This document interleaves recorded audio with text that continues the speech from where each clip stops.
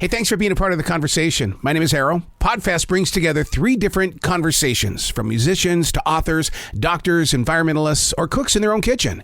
It's real people with real stories. Podfest 47 features Adrian Crutchfield, a celebrated jazz musician who has been blessed to touch the world. Then we're headed into the world of old shows that we can binge watch today with actor AJ Buckley from SEAL Team on CBS. And we'll wrap things up with pigs. Author Alesia Soltanpanah knows a whole lot about these cute but very messy oinkers. This is Podfest 47. Adrian Crutchfield, a celebrated jazz saxophonist, is adding host to his ever-growing resume.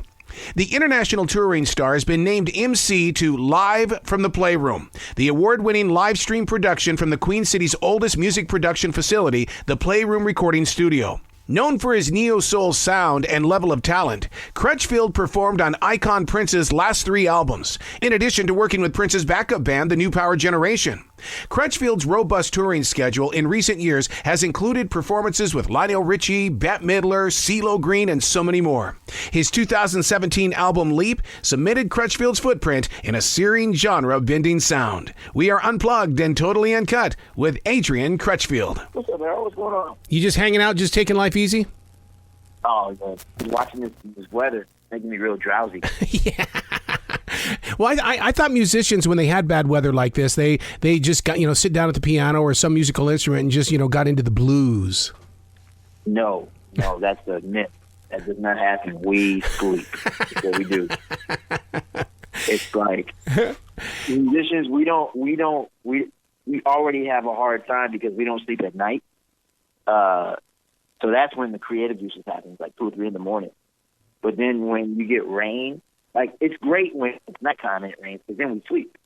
But when it's daytime like this, it's like you can't, like, you're paralyzed. It's like the whole thing about it, if you can get a shark upside down and rub its belly, it'll pass out. Yeah, that's us. When it's raining, we're rendered helpless. We can't do anything. So, why do you think it is that creative people can't sleep at night? Do you think it's because those that are around us, maybe the judgers and the takers, are away from us enough to where we can just open up? I think so. I think it's a number of things. I think for one is that the concept that that's when everybody else kind of shuts down, and so we literally just have open, clean, clear space to think and just to be free and not be distracted by anything, people calling or texting or active on social media, that kind of thing. So we can really just kind of have a clear space to think. Believe it or not, I also think it has something to do with like lunar activity. I don't know, it's just, it just seems to make sense, that gravitational pull just kind of brings out something. And that's when the juices flow. Like, I'll literally wake up in the middle of the night with something in my head, and it'll be clear as day. But if I try to wait until the morning, it'll be gone. It'll be gone. Or even if I wake up in the morning right after dreaming about it, once I get to my piano or my instrument, it's gone. So if it doesn't come to me in the middle of the night and I go do it, then I pretty much lose it. Speaking of that music that we hear in the middle of the night, on my radio show today, I actually physically took on the subject of there has to be a time sometime in the future when the music industry will be able to capitalize and monetize the music that is running through everybody else's head in the middle of the night, because it seems like everybody hears a song while they're sleeping, but they're getting that song for free. Oh, yeah. Yeah, there's going to be a time where, that's going to be a very dangerous time. I think there was a movie that basically kind of hinted at that, where they were like, hey, was it Judge Dredd? Where they're like advertising commercials and stuff in your head? Yeah. It's going to be advertising. They're going to, it's probably, maybe this whole Corona set, when they stick that thing up their nose, that might be the start of it. They're playing something that they can use to advertise. Who knows? Well, congratulations on Live from the Playroom. I mean, this presentation is music. It's music in forward motion. Yeah. Thanks, man. I'm really excited, man. I've been close with Eddie for a long time, and the Playroom's been, like another home for me. The Playroom was my first experience as far as, I've been all over the world, and I've seen all kinds of rehearsal spaces and all that stuff, SIR and all those global places where we rehearse for tours and things like that. And it was funny because going to those places for the first few times, I was like, oh, this is like their version of Playroom. Because Playroom was what I knew to be that thing, that concept. So I didn't know, now it's funny because most people come into Charlotte and they say, oh, this is Charlotte's version of SIR or one of those other local versions, or Center Stage or whatever. And I'm like, nope, we're our own thing. We've got our own thing. So, but it's funny because that's the way most people would look at it. Whereas I'm looking at it from the opposite way because I came up here and the Playroom was that for me. So it's really cool to be, kind of coming back into it as a host with this whole live streaming thing. And I got to say, man, I mean, what a timing, this whole live streaming thing.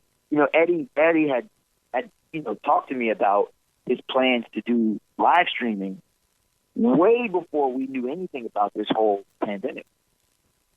So he was planning this without knowing the importance of it, which is really crazy. Because then he literally started getting ready for it. He got everything set up, and then that's when everything got locked down. And so it was just, the timing was impeccable. And at first it was touch and go because we didn't know what this thing was. We still don't know what this thing is. But it was touch and go because we didn't want to have too many people in the room. We wanted to keep it sterile. We didn't know how to do those types of things. So he was very hesitant. He didn't want to do too much. But then once we kind of figured out the formula, it just kind of fell together and it just made sense, man. And I got to say, you don't see too many venues that have put in the effort. You will see them, but right now you don't see too many venues that have what's at the Playroom. So now, does that change the live audience? Because that's the one thing that I kind of fear of right now because of these private streaming concerts and stuff like that. Because, it seems like every time that I see somebody at the Spectrum Arena, I fork out my $250 and I'm still up there in the nosebleed section. But now with these streaming performances, I'm right there in the front row. Exactly. And I think that it's a double-edged sword. On one side, so some people are worried that the live streaming thing, when the live music thing comes back, that the live streaming thing may hinder or hurt the industry. I don't think so at all. I think it has the potential to, but I think that threat is no different than any other threat that's been presented to us in the past. The live music industry was already suffering. And so, like you said, it used to be you pay $250 to go to this show. I think that people are still going to do that because they want what people are actually looking for when they go to these concerts is they want to be in the room. They want to be in the room, and they want I remember coming up in the music industry, and, people talk the talk and they walk the walk. And some people exaggerate, and I remember being in a room talking to some guys, and they were both bragging about, their, accolades or what, their experiences. And this one guy was like, yeah, man, I was hanging out with Usher last night. We were at the club together, having drinks. I figured out very soon that what that really translates to is I was at the club last night. And I was in the general population of the club. Right. The big room. Right. And Usher came in.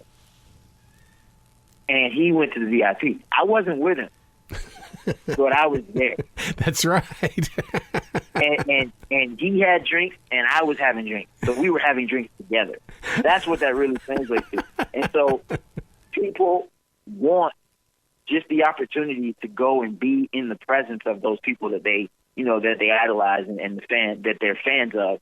They just want to be in the room. They want to be in camaraderie, and they want that social experience. And they're always going to want that. It's human nature for us to want that, especially with people that we idolize and that we fan over and that we love. We grow to love. I remember the first time I went to a Prince concert. I mean, the first Prince concert I went to, which was here in Charlotte in 2011.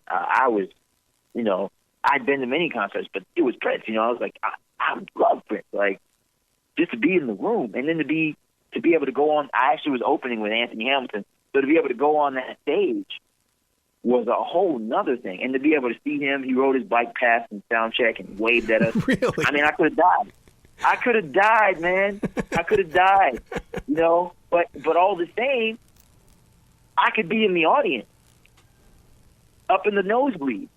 Yep. And just to see him, and if he just points at us. So where do you see this growing? Pay-per-view type of thing. That's what I anticipate. So you can either buy tickets and go to the show if you want that experience, which most people still will. And you got to imagine, how many people do these shows turn away every time they have a show? When they sell out the show and they can't sell any more tickets, how many people are being turned away? Not only that, how many people live in towns that don't have these shows?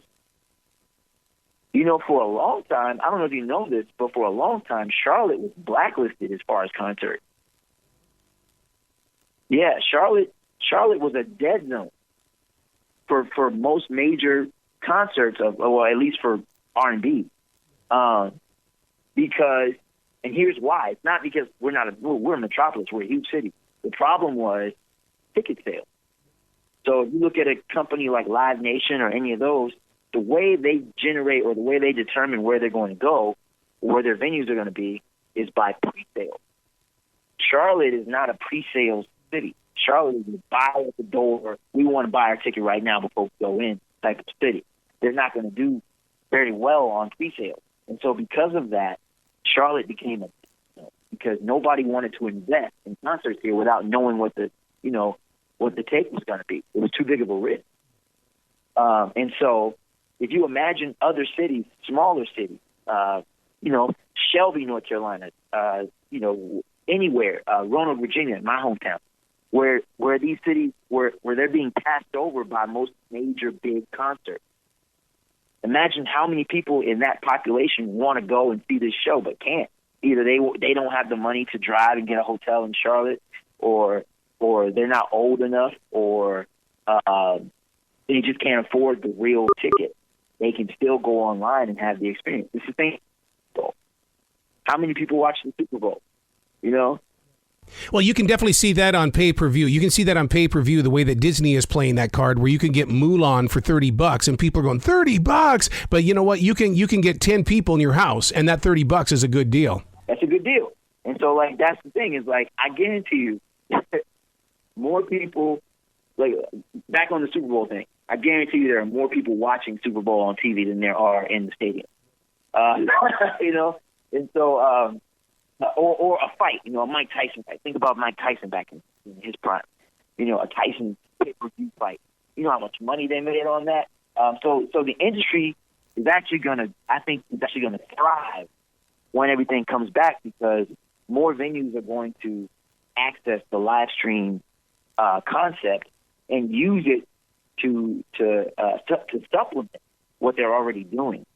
The cool thing is with the Playroom is went early, and there are a few venues in Charlotte that are. I'm super proud of Charlotte, just as a whole. I'm super proud because there are 5 venues here that are maximizing on the whole live stream concept. And by maximizing, what I mean is they're not cutting corners. I've seen live streams. I've seen a bunch of them where it's literally just people. One thing I can't tolerate, Arroe, is when I see people say, I'm going to have a live stream, full concert, blah, blah, blah, get your tickets, blah, blah, blah, make donations, and then I go and check it out, and it's literally their iPhone. Yep. I can't. I mean, I get it, and I'm all about the hustle, because at this point, we don't have income, and so people have bills to pay and families to feed. I understand. but I can't in good conscience ask people for money if I'm not investing that money into a production. So, the least you could do is give them a multi-camera, full sound, and staged performance, so they can feel like they're at a show and not feel like they're in your living room. Which there's a time and place for that. That's the vibe that there is, and that's the vibe that I get when I watch live at the Playroom. Is that each one of those stages has a personality of its own, and that you're going there for the experience of it all. Right. You're going for the experience, and it's like, yeah, you're in your home or you're in your office or wherever you're watching. You're in your car, wherever you're watching. But it's just like a movie, When you dial in and focus in, you forget that you're in your home. You forget that you're in your office. You're actually in a concert, in a venue, and that's what makes it super killing. And like I said, Charlotte, we have a few venues that are doing that. I just think that right now the Playroom is the most packed. I mean, the most souped up, if you will. It's got the most, accessories and everything. It's got full sound, a full stage and backline, lighting, effects. 4 cameras, and it always looks different. So it's just super killing. Well, is the goal to become the next Austin City Limits, or is the goal to be, hey, we're the Playroom? I think it started as that. I think maybe Eddie might have had that intention of making it like the next version of Austin City Limits, but I think as it grew and as he saw the potential, that went out of the window. There will never be another Austin City Limits. That's Austin City Limits is its own thing, and nobody can compare to that. But also, that's the thing is Charlotte has mimicked a lot of things about Austin, which is cool. But at the end of the day, one of my ultimate goals, what I want to see, and I'm not a native of Charlotte, but I've been here long enough. This is home. And what I want to see with Charlotte and what I take pride in is the culture.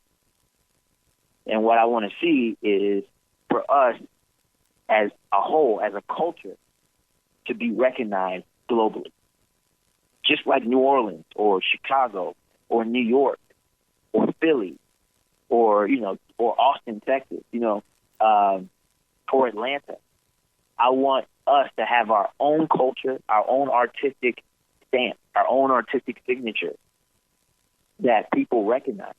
I want people to come to Charlotte for tourism because of the art, not just because of the banking or the pretty city line, the pretty skyline. I want them to come because of the art, and I take a lot of pride in that because I'm seeing it come to fruition. We're starting to gain our own culture. I talk about this a lot with people about how growing up and coming up in the music industry, one of the most damaging things I saw, one of the most disturbing things was, as a quote unquote local artist, when I was considered that, and for all of my colleagues who are local artists, we weren't getting the support from our community. Meaning, we didn't have support from our community, meaning nobody wanted to pay to come and see us. And the venues didn't want to pay, or the promoters didn't want to pay because the patrons didn't want to pay. They'd say, well, but if Beyonce came, or Justin Timberlake came, or whoever, and it made me think, man, how is it that you people, that these local people are willing to spend hundreds of dollars on one night to be in the same room with someone they have no connection to and may never get a chance to even speak to. But you can't spend $20 to support someone that you've seen around, that you've watched grow up or that you've watched build themselves up. And then you can say, you were a part of their culture. And I thought that was strange because, like, even on a smaller scale, for example, a local artist here, I can't really name anybody off the top of my head, but a local artist here could do a show, and he could be right across the street from someone who came in from Philadelphia, right? And that artist from Philadelphia could have the same clout or the same amount of success as this local artist in Charlotte, right? But because the artist is from Philadelphia, more people are going to go to that show because that artist is about it. And so, you know, that used to bother me. And so I made it like a kind of a, you know, a task of mine. I was like, I want to make it so that people in Charlotte take more pride in our culture. And it's starting to happen. And one of the things I had to realize was the reason why, you know, people didn't take pride in our culture is because we didn't have one yet. We didn't have one because if you look at it, Charlotte is growing so fast. Everybody's coming in from all over the place. So they're bringing their pride for their culture from wherever they're from, you know? But now we're starting to see them take pride in the local culture because their kids are here and their kids are growing up in this culture. And so they're creating a culture that is Charlotte, and it's super killing. So yeah, man, I know I went off on a tangent, but yeah, man, I think that the live, you know, the Playroom Live thing, yeah, it started off as a concept to try to be something similar to Austin City Limits, but I think it's taken on its own identity completely. I mean, you got Austin City Limits, you got Daryl's house. Do you remember that? Yes, absolutely. That was an experience. Yeah, you got all these things that are great markers and great tools to learn from, and now we have an opportunity to make something like, you know, really what I want to see, man, is I want to see major artists say, I want to play the Playroom. Yeah. I want to play the Playroom Live. When can we do that? Or, hey, you know, I'm coming through Charlotte on a tour. I want to do a live stream from the Playroom. Or an after party. You know what? We're doing a show in Charlotte, but we're going to do an after party jam session at the Playroom live stream. You know, that's what I want to see happen, where people literally, when they come to Charlotte, when artists come to Charlotte, they know, you know, they just know, and they asking. I want them to be asking about it. Like, hey, you know, how can we get, I see we're going to Charlotte. Can we set up something? Or even from my standpoint, you know, and I haven't even talked to Eddie about this. This was crazy. From my standpoint being that I came up, you know, I'm an artist in my own right, but I have always been a supporting role. I've always been a musician for other people, right? Now, with that being said, there are so many musicians who are well-known musicians, but they play in other people's bands, right? And what they do is they do pickup gigs in the cities on the off days, right? I'm sure you've seen it. RC and the Grit, Sean and the guys from Snarky Puppy, you know, anybody's band, Anthony Hamilton and his band, you know, whoever, they always pick up, you know, their own date. Isaiah Sharkey, you know, they always pick up their own dates in the off days when they don't have to play with this major artist. If those guys are coming into town and they know they're coming into town, they might say, well, shoot, we're playing a concert on Friday, but we get in town on Thursday. I wonder if I can set up a show at the Playroom, do a live stream. Yep, sell me some tickets. You know? Sell me some tickets. You see what I'm saying? And so they're like, yeah, and then that's extra money to these, that's supplementing these supporting role artists that are trying to come up and make something of themselves. And then what happens is that major artist that they work for sees it and says, where is that place? Oh, man, I want to do that. You see? But it can't be the living room vibe. It has to be, you know, full production, a venue, you know, and that's what I like about the Playroom, because there's nothing about it that says that, nothing about the Playroom says unprofessional. Like, everything is legit. And ideally, you know, that's why when you go to these major studios, they got all these aesthetics and everything up. It's not helping anything. Trust me. It's just so the artists feel like they want to be there. Yep. You know, and that's what the Playroom is. The Playroom, yeah, I mean, it's got everything. Don't get me wrong. Everything in there is great. Like, especially the vault. Especially since they added the vault. You have a full recording studio there that's fully functional. But it's pretty. And artists are going to say, wow, I like this. I want to do something like this, you know? And so I'm just super excited to see what happens. Well, they've got the right host for the show because it requires more than knowledge. It requires the experience of what it's like to be on that stage. And that's what you're going to bring to those viewers. Oh yeah, I've been there.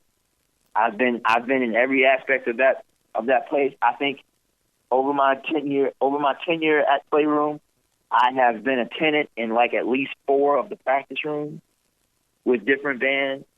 I've, one of my life goals was to get on the wall, man. That was one of my life goals. I was like, I got to get on that wall. There you go. I know that wall you're talking about. Yeah. I told Eddie, I said, man, one day you're going to put me on that wall. I said, or I'm going to go to Kinko's and get my own. There you go. I'm going to plaster myself on that wall so you can't take it down. And he laughed. And then one day, he called me up and invited me to lunch, and I came to lunch, and he pulled out this framed picture of me and Prince and was like, I need you to sign this so I could put it on the wall. And I was like, I made it.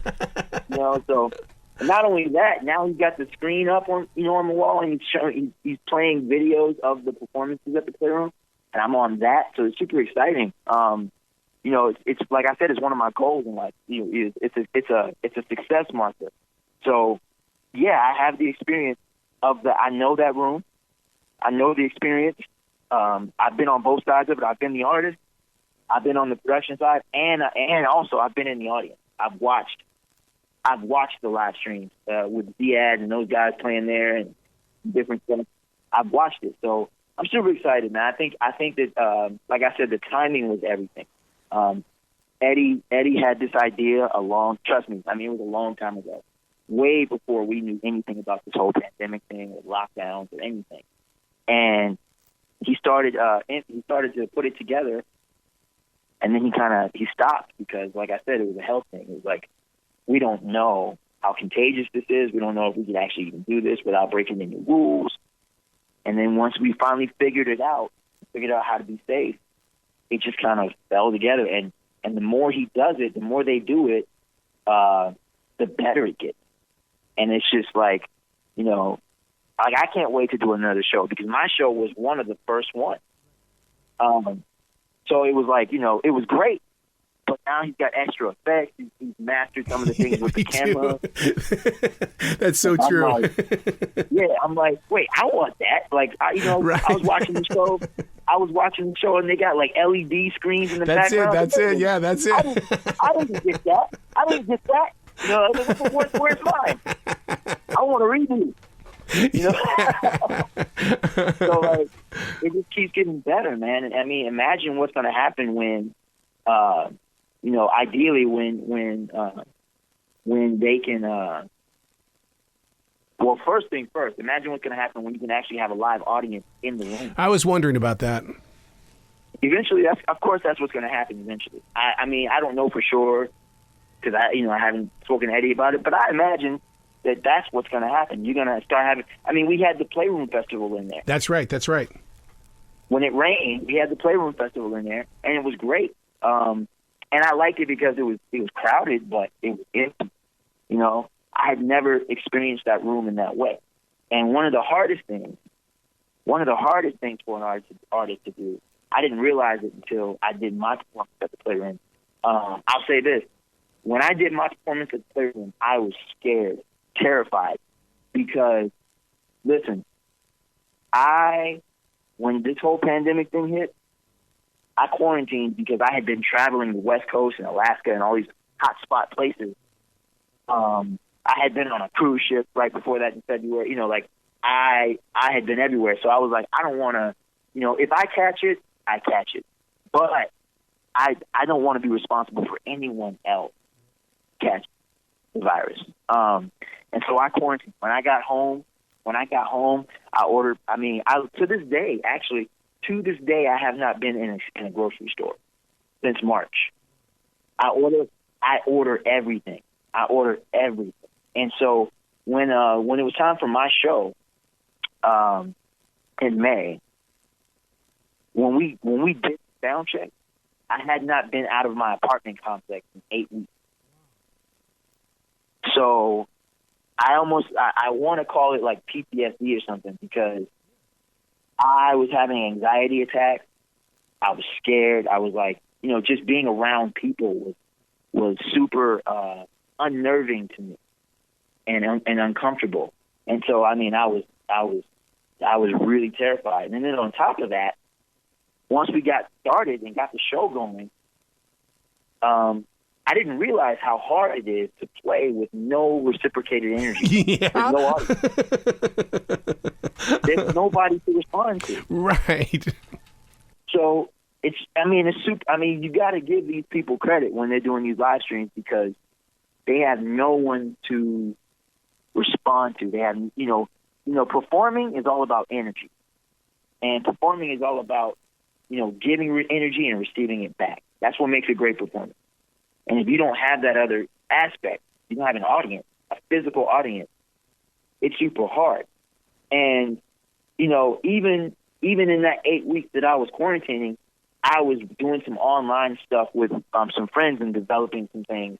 And we were doing online performances for people, via using OBS and Zoom. But even with that, we could see our audience. We could see the Zoom people signing in and watching and dancing and smiling. And we were getting energy from them. So we were able to, it was so much easier. Playing live with a band and all of that energy and not getting anything back it took everything out of me. I mean, by the third song, I was soaking wet. Soaking wet. And we did 40 minutes. We did 40 minutes, man. I felt like we were on stage for 3 hours. Yep. And so it's really crazy, but yeah, it's all about energy, and I think that's the way it's going to go eventually. And then, I think that with this whole setup, the beauty of it is, I'm pretty sure that most of it is mobile. So Eddie could literally take this whole Playroom Live thing anywhere. So you could do an outdoor concert and make it a live stream show. Man, you got to come back to this show anytime in the future. You've got some stories, and I definitely want to hear these stories. Oh, yeah. Anytime, man. Anytime. Like I said, I have nothing else to do. I'm literally here. I'm drinking some coffee, waiting for the sun to come out so I can go upstairs and make some music. There you go. I love it. Please come back anytime. The door is always going to be open for you. Man, anytime you just call, man. Just call. You got my number now. I do. Well, you be brilliant today, okay, guy? Yeah, man. I'll see you soon. That's Play It Forward. You can hear other conversations just like this one on all 3 of my podcasts. Like It's Live, Unplugged and Totally Uncut, and View from the Writing Instrument. All found on every digital platform.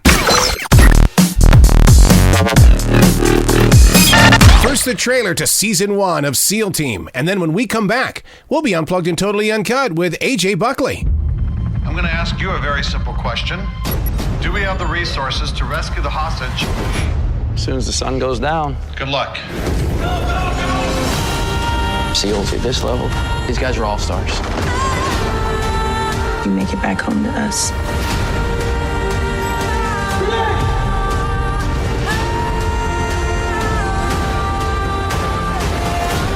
It's good work.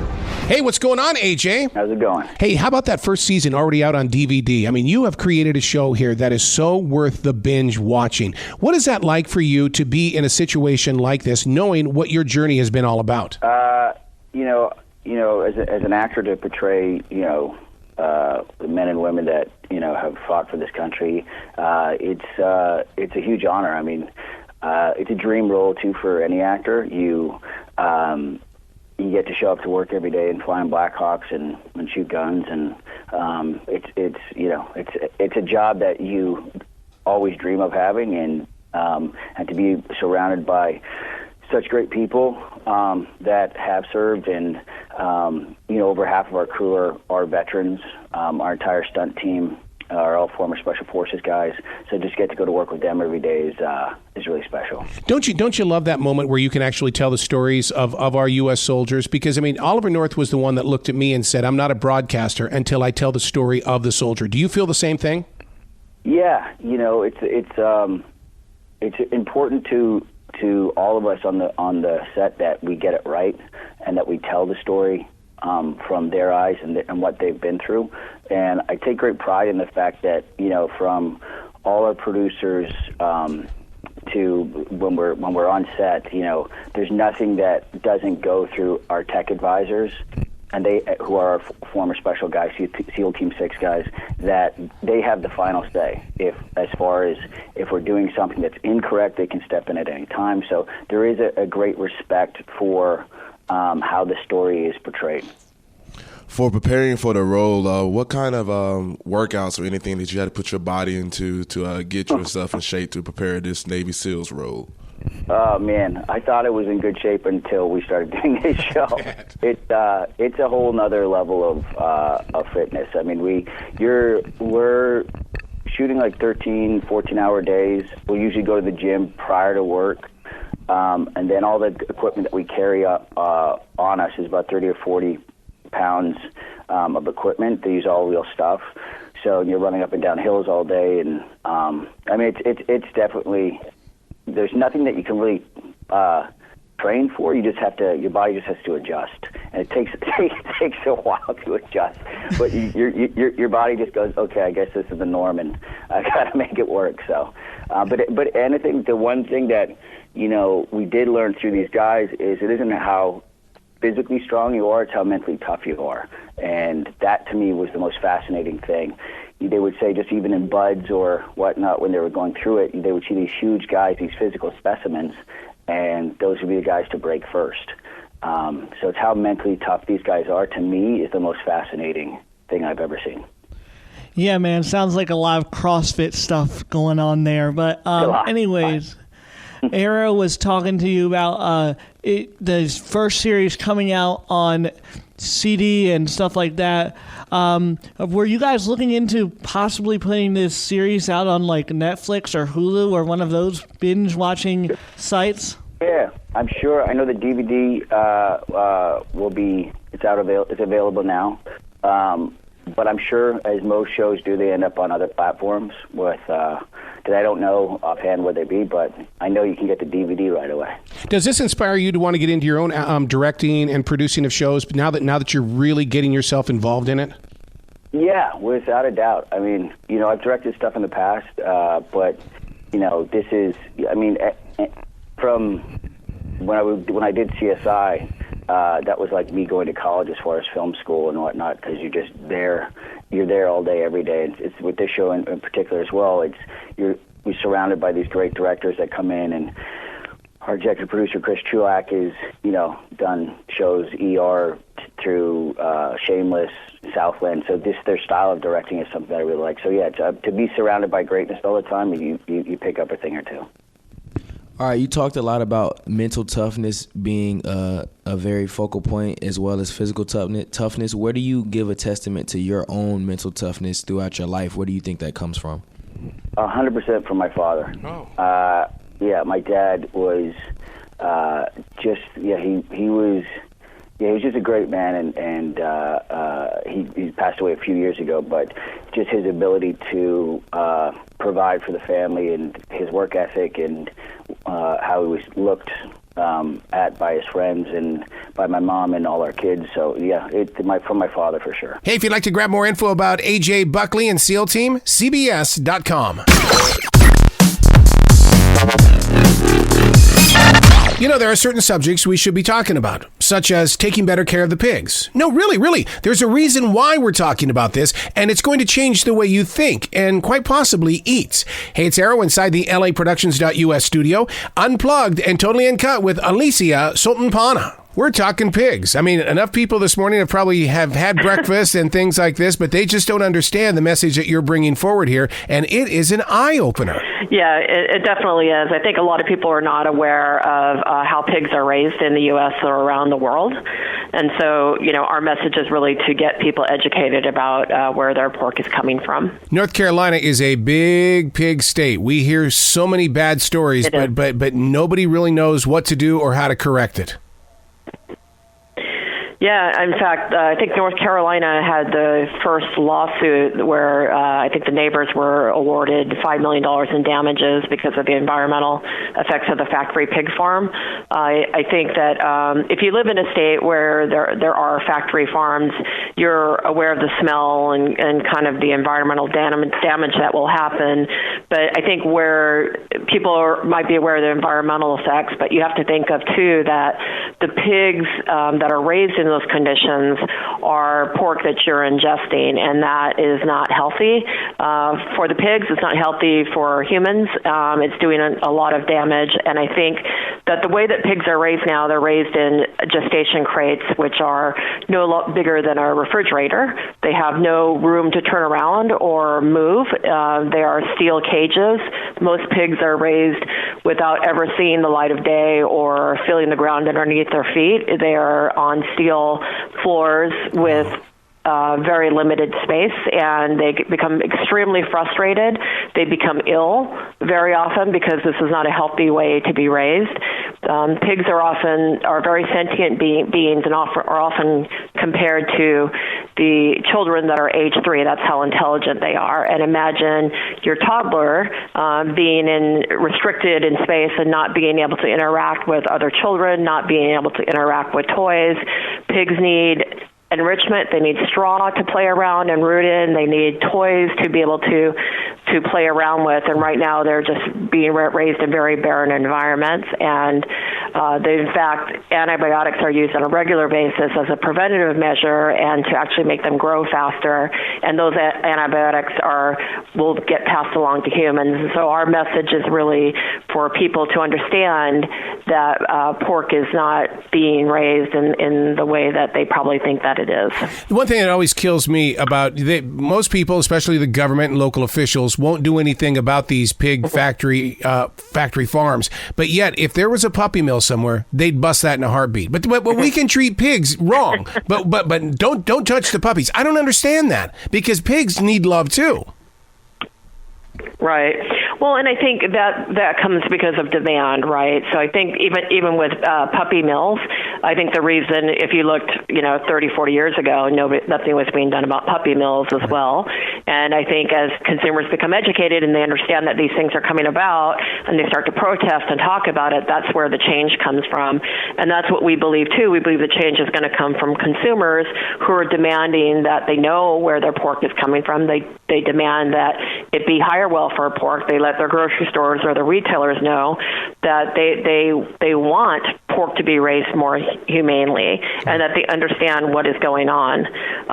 Part of the thing, too, is that pork production in the United States has doubled over the last 50 years. Mm-hmm. We consume about 271 pounds of meat per year, more than any other country in the world. Mm-hmm. So as if we want also for pork production to go down and pigs to be raised more humanely and the quality of our meat to go up, we also would ask people to reduce our meat consumption, give up maybe one meal a day. Americans are known to eat meat at every meal. Maybe give up one meal a day without meat. I don't think it's asking a real lot, and if they can do that, the demand will also go down so that pigs can be raised in better conditions. Something really started taking over this nation back in the 1980s, and that was turning pigs into pets. Mm-hmm. And to this day, I still see these pigs. I don't think that we're taking care of them even as pets. Is it wise to even bring a pig in as a pet? Yeah, I think it is, but I think that what's happened and things that I've seen is that pigs are adorable, right? People really do like them as pets. They're great pets. I think that sometimes, however, people, even in, I'm in New York City, and in New York City I've seen people take in pigs as pets, not realizing that they're barnyard pigs. Yeah. So they're baby pigs, and they're, maybe 20, 25 pounds, not realizing that these are going to be 500 or 600 pound pigs when they grow up. And so what's happened in this city is that they take them in as pets, and then they're going to have to go to a sanctuary or farm sanctuary. I've even known people to even move out of the city because they can't care for their pig. They become so attached to it. Yep. Pigs are excellent pets for sure. You just need the space and the room to raise a huge pig like that. But there are also smaller pigs, potbelly pigs, et cetera, that people have as pets, and people love them as pets. They're great pets. One of the things that very intelligent, they can be trained. Yes, they can. I've seen some very trained ones. One of the things that I found very interesting is that we're talking about the mistreatment of pigs. It affects the air that we breathe because they're releasing gases that the rest of us can't see. Correct, right. And I think that's why this lawsuit in North Carolina, the neighbors were given so much money, the $5 million lawsuit. I think it's going to be appealed, but I think that people need to understand it. Not only is it in the air that you breathe, but these huge factory farms are also releasing impurities into the water, and they're forever polluting lakes and ponds and the ground, that will never, ever come back. You'll see, if anybody Googles this, they'll see air shots of these pig farms, and the lakes by them are green and brown, have turned from regular water, and that will never recover. So we're really hugely harming the environment as well. What is in it that where it can't even recover? I mean, you make me feel like it's like nuclear energy being put in the ground. So it's mainly nitrogen and other toxic gases that are going into the ground. So it's and nitrogen isn't bad in itself, but the amount is bad that is going in, and that's why it can never recover. It's the manure that comes out of the pigs in huge quantities that can't naturally be absorbed into the earth. Yeah. Are you guys doing a pig podcast or anything like that to where you guys can keep people up to date? No, we're not, but we do have information on our website about, and we do keep it up to date to let people know what we're working on. We are currently working on a campaign to get grocery stores to change their policy so that they source pigs from non-gestation crate-free environments. And we recently worked with Kroger to get them to move, and they have changed their policy so that in 2025 they will no longer source pork from manufacturers that produce them in gestation crates. And gestation crates are just another word for cages, steel cages that pigs are raised in. Yeah. Oh, you're doing a fine job. What is that website? It's worldanimalprotection.us, and we encourage people to come back, look to our campaign, sign up for updates, and you'll hear a lot about what we're doing. But we also encourage people, please go to your grocery stores, take action on a local level, go to your Walmart, who we're currently working with. We want them to change their policies as well, and ask your grocer, where does support come from? Yep. You were talking about Kroger. Kroger owns Harris Teeter here in the Carolinas. Harris Teeter is one of the biggest chains. I cannot wait for that change to happen. Yes. Excellent. Yeah, me too. I mean, we really applaud Kroger for making that step. They're the first major grocer to do so, and I think they're going to really help change the industry. So we look forward to more changes in the future.